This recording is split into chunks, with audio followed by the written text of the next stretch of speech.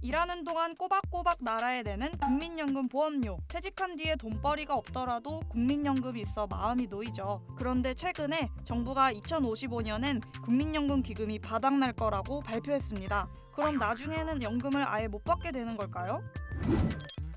현행 국민연금은 10년 이상 보험료를 내면 만 63세부터 받게 됩니다. 보험료율은 9%, 소득대체율은 42.5%입니다. 그러니까 한 달 평균 100만 원을 번다 치면 보험료가 9만 원이고 노년에는 매달 42만 5천 원을 받게 되는 거죠. 하지만 이대로라면 2040년 이후에는 기금이 급감하다가 2055년에는 아예 고갈될 전망입니다. 이렇게 된 데에는 저출생과 고령화가 큰 원인으로 꼽힙니다. 2021년 기준 우리나라 합계 출산율은 0.81명으로 OECD 꼴찌를 기록했는데요. 올해는 0.73명, 내년에는 0.7명까지 하락할 것으로 예측됩니다. 현재는 생산인구 4명이 노인 1명을 부양하는 꼴이지만 2070년에는 생산인구 0.9명이 노인 1명을 부양하게 되죠. 한국의 국민연금 자산은 세계에서 4번째로 운용 수익률 역시 양호한 편이지만 외부 요인 때문에 곡간이 빠르게 비는 상황인 겁니다. 그렇다면 향후에는 정말 연금을 받지 못할까요? 이에 대해 국민연금 제도를 책임지는 보건복지부와 국민연금공단은 연금 지급이 중단되는 사태는 있을 수 없다고 밝혔습니다. 개혁을 거쳐서라도 나라에서 책임진다는 거죠. 기금 고갈에 대한 국민 불안이 가시지 않자 복지부는 지급 보장을 명문화하는 방안도 검토 중에 있습니다.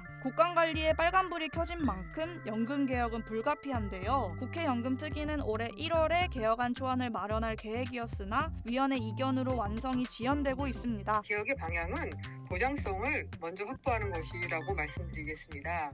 노후에 대한 국가의 보장이 확실하게 있어야 된다는 차원에서 특위는 보험료율과 소득대체율 그리고 수급 개시 연령 같은 수치를 조정하는 방안을 검토하고 있는데요. 쟁점은 더 낼까, 더 받을까, 그리고 더 늦게 받을까입니다. 보험료율을 현행 9%에서 인상해서 더 내는 방안은 확실시 되는데요. 더 받는 데에 대해서는 인상하는 안과 현행을 유지하는 안이 검토 중인 것으로 전해집니다. 또 수급 개시 연령을 장차 67세까지 늦춰서 더 늦게 받는 방안도 거론되는데요. 퇴직 후에 연금을 받는 나이까지 소득 절벽이 생길 우려가 있기 때문에 정년 연장 같은 추가 논의가 진행 중이죠. 또 가입 연령을 현행 59세에서 64세로 상향하는 방안도 제시됐는데요. 평균 가입 기간을 단계적으로 늘리려는 목적이죠. 해외는 어떨까요?